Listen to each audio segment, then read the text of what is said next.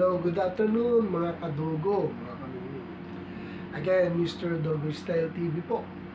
So, meron akong tutugunan at tanong ng ating kaibigan, si Miss Maria Santos ng Mabalacat, Pampanga.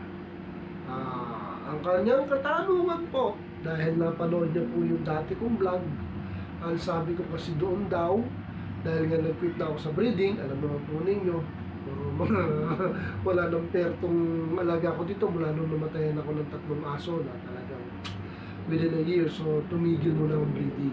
Pero nakapag-comment daw ako doon once na gusto ko mag-breed uli, German Shepherd or yung Pomeranian na i-cross ko sa Husky. So nagka-idea daw siya doon kasi meron po siyang aso. Yan, okay po ha. Meron po siyang male Husky and female Japanese Spitz. Actually, ang Husky po, trivia uli previous vlog ko, ang Husky, Spitz po ang ano niyan, pinanggalingan linya niyan. Spitz family, no? So, ito yun, hindi ng mga forma ng physical appearance niya, ibinintay niya. So, yun ang tanong niya sa akin. Tanong ni Ma'am Maria ng Mabalacat, Sir, okay lang po ba na paanakin ko yung Spitz ko, ang tatay ko ay Husky? Well, simpleng-simple pong tanong. Pero salamat po at ipinuha niyo po ang opinion ko, Ma'am Maria, no? Talagang siya ay isa nating kaibigan at sumusubaybay sa ating vlog. At pasensya na nga pala sa mga viewers ko, no, na ngayon lang uli ako nag-vlog ng ganitong klase. Kasi medyo busy-busy lang din po. So yun po, tutugunan ko yung katanungan ni Ma'am Maria. Okay? And shoutout po dyan sa mga taga-Mabalacat. Ma'am Maria, ganito. Huwag po nating iba si ma'am kung nagsasabi siya magko-cross. Besides po, alaga niya po yun. At nakita ko yung alaga po niya, yung mga alaga niya. Siya po ang in control nun. Wala naman po masama doon, di ba? Huwag po natin ibas kung magko-cross. Kasi marami rin kasi sasabi, bakit cross, bakit yan? Huwag po natin siyang pakialaman as nung may naalagaan niya po yung mga alaga niya. At hindi pinababayaan na kagaya ng iba, sinasaktan, halos tinatapon siya, hindi, alagang-alaga, baka mas alaga pa niya kasi sa pag-aalaga ko sa mga alaga ko ganun siya kahusay. Kaya lang syempre, kaya nga siya nagtanong kung okay ba kasi iniisip niya rin yung health ng alaga niya, kung okay lang bang mag-cross. Take note po hindi po siya nagbebenta, gusto niya lang daw magkaroon siya ng apo dun sa 2 alaga niya. So, Spitz, Japanese Spitz at Siberian Husky ang gusto niyang i-cross. Wala naman pong problema yun. Like what I said po, kanya po yun. Siya po magdidesisyon. As long na sinesave niya ang kanyang alaga, as long na inaalagaan niya at napakain ng maayos at binibigay mga pangailangan, wala tayong po problema yun doon. Alaga po niya yun. Wala po tayong control doon. Okay? So yun, sagutin ko, Ma'am Maria. Okay, enough na po yung cross-cross na yan. Okay lang po yan. So, ganito po. Total, pareho naman tayo mga dog lover at I know naman kaya kayo nagtanong ng ganyan sa akin at kumuha ng opinion, wala pong problema kung kahit anong pong breed yan. Total, hindi naman po ninyo, sabi niyo, hindi naman kayo magbebenta. Mostly kasi sa mga nagbebenta talagang kailangan pure para mabebenta na maayos, di ba? Diyan, Husky, siyempre Husky ang lalabasan. Pero gaya na sabi niyo, hindi naman kayo nagbebenta, talagang gusto niyo na magkaanak at magkaapo doon sa 2 aso niyo. So, okay naman po yun. I-cross ang Spitz at Husky. Wala pong problema as long na pareho silang healthy. Kaya lang po, meron po akong sasabihin isang importante.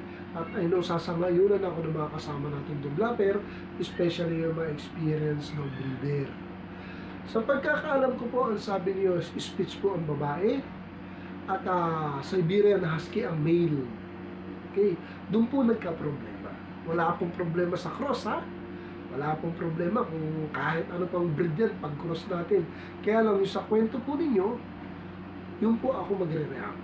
Ma'am, huwag po natin ituloy na i-cross yung Japanese Spitz nyo at Siberian Husky. Take note po wala po akong pakialam kung anong breed yan dahil magko-cross kayo. As long na inaalagaan natin, at as long na healthy po sila, walang problema. Kaya lang po may nakita akong butas, ma'am. Ano po yun? Kasi kayo rin po ang mag-sasuffer, especially yung mga alaga, pag tinuloy ninyo. Hindi po dahil sa pagkukross, Pinipigilan ko po kayong paanakan yung speech natin sa Siberian kasi po, sa pagkakakwento po ni Ma'am Maria, babae po yung Japanese speech. Okay? So, yung mga kasama natin experience breeder, alam na kagad yung idea ko. Ang Japanese Spitz po is maliit na breed. Ang Husky po ay malaki. So, may problema, di ba? Kaya ito ma'am, papaliwanag ko bakit. Okay lang po mag-cross tayo kung ang male ang maliit at ang female ang malaki. Bakit po? Kasi yung female po siya po yung magdadala ng papi sa tiyan niya. Honestly po ba? Kaya lang ang tanong, ang laki ng male, paano kung puro malalaki yung papi na nasa tiyan niya? Hindi niya po mailalabas ng maayos. Worst, baka ikamatay pa ng dam natin or ng spitz niyo kasi nga maliit lang siya. Okay?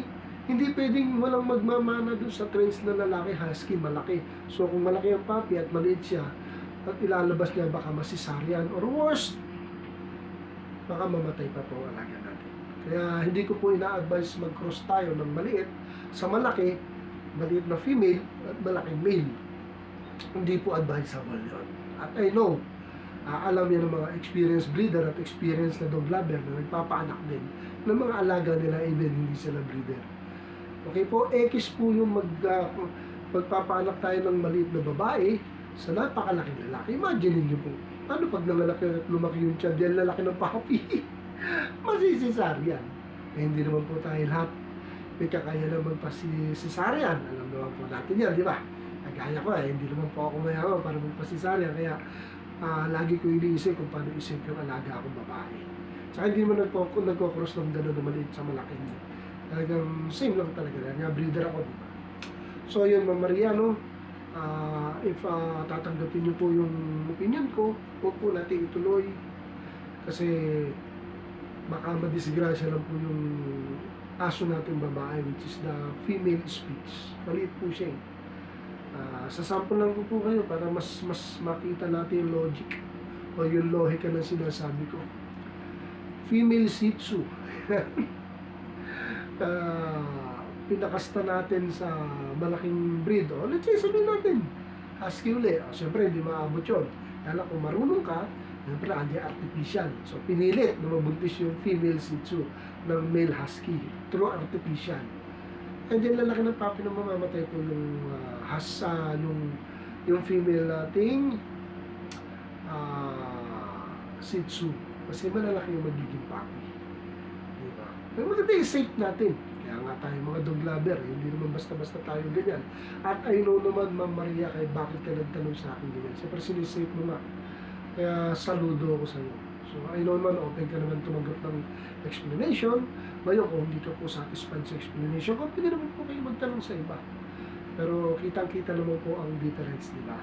Maliit, pinakasta sa malaking aso. So, ang magdadala sa sinapupunan yung maliit, for sure, ang laking porsyento masisaryan.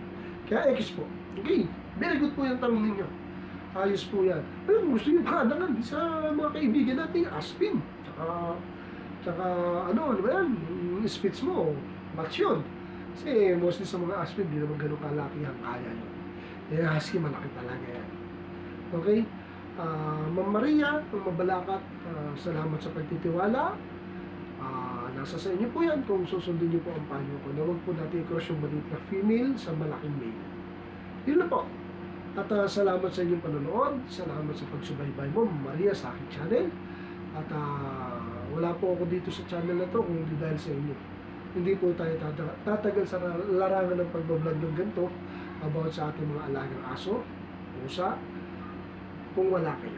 Kaya maraming salamat sa inyo kayong mga supporters ko and even yung mga viewers na hindi pa nakasubscribe sa akin. Basta lahat kayo salamat. Okay, at may time kayo manood ng vlog natin. So, dito ako sa aking bagong kwarto eh. Kaya medyo pasensya na. Hindi pa ganun kaayos ang wall.